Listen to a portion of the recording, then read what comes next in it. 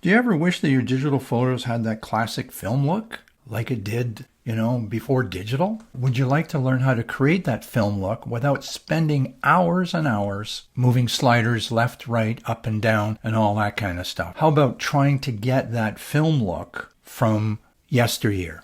In this video, I'm going to show you exactly how to use FilmPack 8 from within Photoshop itself. Using FilmPack this way will allow you to get really unique looks for your images without breaking your current workflow. I think this is key. Now, whether you're brand new to FilmPack or you're a seasoned user of FilmPack, I'm going to give you a complete workflow from start to finish, starting with basic presets and then going in and learning how to customize them for your unique style. And once you've come up with that unique style or look and feel, if you decide that you may want to use that again over and over on other images, then I'm going to show you how to create a preset. And then you can actually apply that preset.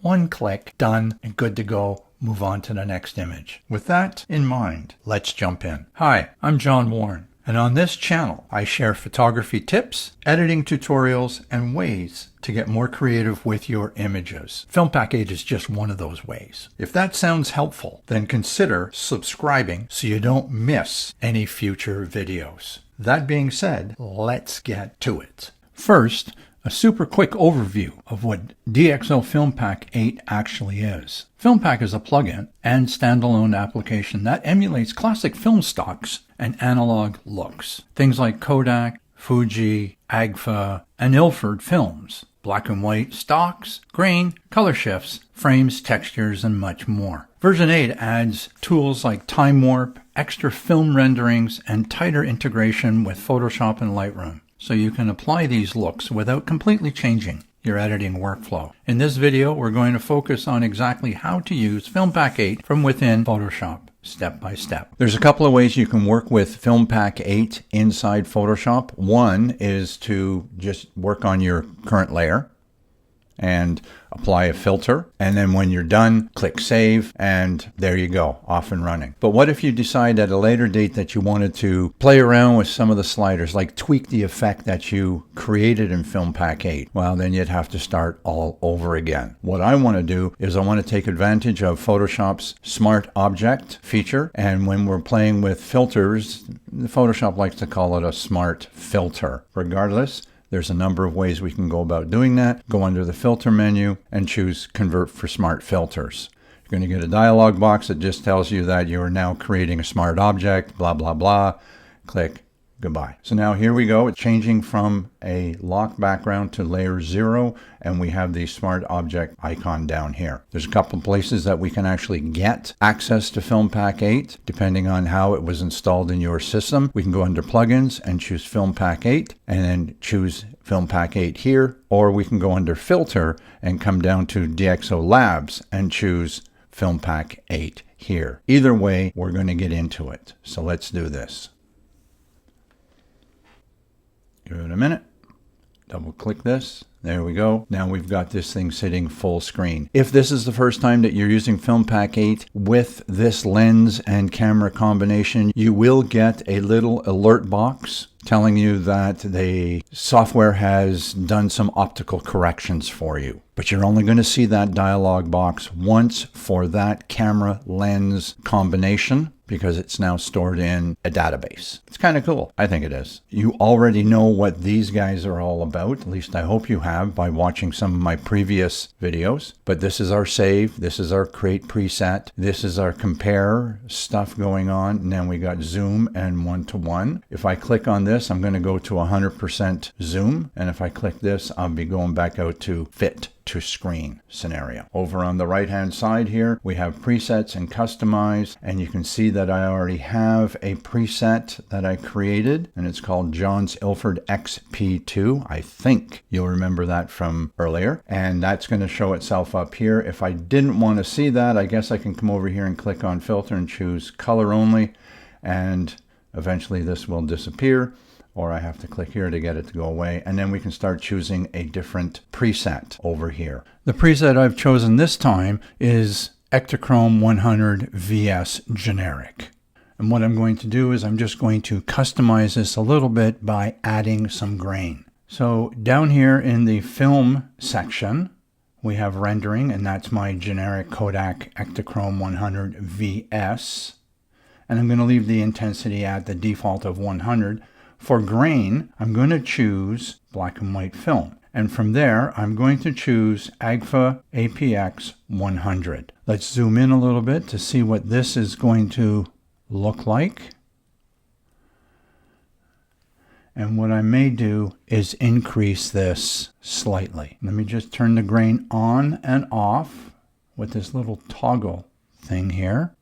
So yes, it is in there. It's subtle, but I think what I want to do is I just want to add a little bit more. So I'm going to add up to 125 as far as the black and white grain I'm going to add to this. And then I'm just going to come over here and I'm going to create a preset. We can go through the process of naming this preset and then giving it a description. I'm going to rename this John's Kodak Ektachrome 100 VS, and I'm going to give it a description. This film emulation has been adjusted to have black and white grain added to the color slide film. Now, what I should do is put in here somewhere the value that I put in there, which was 125. So I'm just going to type in grain. There you go. All right, so we've got that. Perfect, beautiful. Let's save this out. And here we are back into Photoshop. Smart Object, Smart Filter, DxO FilmPack right there. So now that we have our file saved, and in this case it's saved as a PSD, we take a look at our layers panel and we can see that we have the smart object and we have below it the smart filter and then DxO FilmPack 8. If I was to double click on this, we're brought back into this. Again, double click on that to fill the screen. And we're back into here, and then I can come in and customize and change anything I want. As an example, just to show you something, I can come in and choose this version, see how it changed it. And then if I just come over here and click save, it's now saved as that. I can come back and go back in because I really like the other one better. Come over here and find that back. I like it again. There you go. It's got my stuff on it. And all I have to do is click on save. And now it's back to what it was when I originally was there. Now, the other thing that I want to show you about the smart filter stuff is we got this little icon here. If I double click that, we're not going to go into FilmPack 8, but what we are going to do is get the blending options that are available to us. And we can change how the stuff is blending by coming in here and choosing any one of these guys. So if I chose soft light, you can see how my image changed. If I choose overlay, it's going to be a stronger version of soft light. And then you can reduce the opacity of this if you want to. I don't want to, so I'm just going to go back to normal. I'm going to click on cancel. But the blending options has to do with these guys here. As I mentioned earlier, there's a number of ways to access FilmPack 8 from within Photoshop. The first time we went under the filter menu. Now I'm going to go under the plugins menu. And I'm going to choose DxO FilmPack 8 from there. What this does is it opens up FilmPack 8 as a Photoshop panel. This is really cool. Now we have access to FilmPack 8 from within our panels area at any point in time. So what I'm going to do is I'm just going to drag this over here and dock it. This is a little bit of a different approach. Obviously, it's a lot quicker for us to be able to access FilmPack 8 using a panel. There are some limitations to this. Those limitations are that we're not going to be brought into FilmPack 8 itself as we did before unless we click the open button. At this point, our options are going to be the default presets and any custom presets that we have made. And I'm going to show you that right now. So let's go down to my presets, and you can see that I have two presets here. One is my black and white preset that I made in a previous video, and the newer one, which is the Kodak one that I just made. Now you're going to see thumbnails. They're not thumbnails of our image itself. They're just generic thumbnails. They are of a house, there's a vehicle in the driveway, there's a palm tree, there's a sky, whatever. But showing you this here with my presets, you can see that this would be a preview for the black and white preset. This is a preview for the color preset that I have saved. So now that we're here, we can either choose just color, just black and white. And right now I have my presets chosen. So let's just come in here and collapse that. Let's go into slide films, and we come down, and now we have all the different slide films. And if you take a look at these thumbnail previews, you can see that the back end of the truck has different color values and density values, light and dark, and all that kind of stuff. These are just to give you an idea of which one of the presets you're choosing. Quick, easy, move through the whole thing. All right, so now if you want to, we can come in here and I can choose this guy. Give it a second to do what it needs to do. And it's created the look that we had from the last video with that preset. If I were to now choose to save this out, don't forget I'm not using a smart object at this point in time. We just have this layer. Don't forget that I did not create a smart object with this one, although I could have.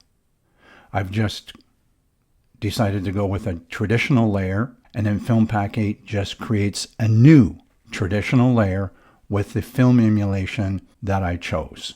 If I'm happy with that, all I have to do is go under File, Save it as, and let's see the various options that I have here. So I can only save it as a Photoshop document or a TIFF. I mean, I guess I could go to, a PDF if I wanted to, but what I really want to do is probably just save it as a TIFF file. So I'm going to choose to save it as a TIFF file. It's going back into that regular folder that I had all my images in here. It says including layers, blah, blah, blah, blah, will make your file size larger. Yeah, that's okay. That's what I want. And now, so here we have the TIFF file. We have the FilmPack 8 film emulation. And I have this, which is the original background rendition down there. If I find this to be a little bit too strong, I can always reduce the opacity and all that kind of fun stuff. There we go. We're done with that. Now, let's say I decide I want to go right into FilmPack and I want to have a visual of all that kind of stuff. Then I'd have to click on Open. So now that we're here, we can come in and we can choose whatever we want. We can see our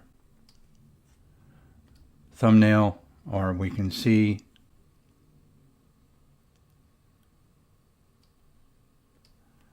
all the stuff that we might want to have our image to look like. All right, there you go. And then at this point, you just come over here and you click Save and move on.